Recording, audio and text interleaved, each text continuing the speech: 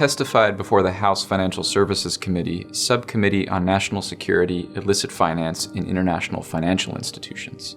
The testimony's subject was restricting rogue state revenue, energy sanctions on Russia, Iran, and Venezuela. The Congress is interested in this issue because they're seeing around the world how adversarial regimes such as Russia, Iran, and Venezuela are circumventing U.S. sanctions architecture. Congress was interested in particular in ways that we can come up with creative enforcement mechanisms to make sure our sanctions architectures bite.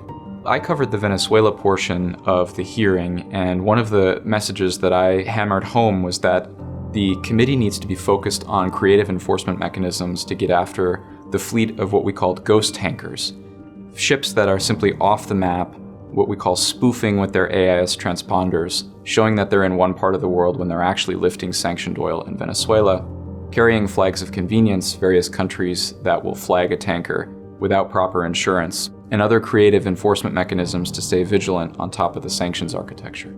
Multiple members of Congress were interested in the recent sanctions lifting on Venezuela for a period of 6 months, what the regime is thinking now that they've had temporary sanctions relief, and how we might have creative enforcement mechanisms in the event that the US government decides to snap back some of those sanctions.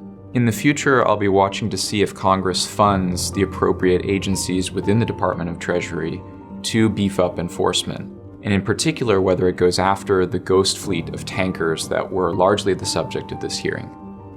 To learn more about my testimony in this important issue, please visit csis.org.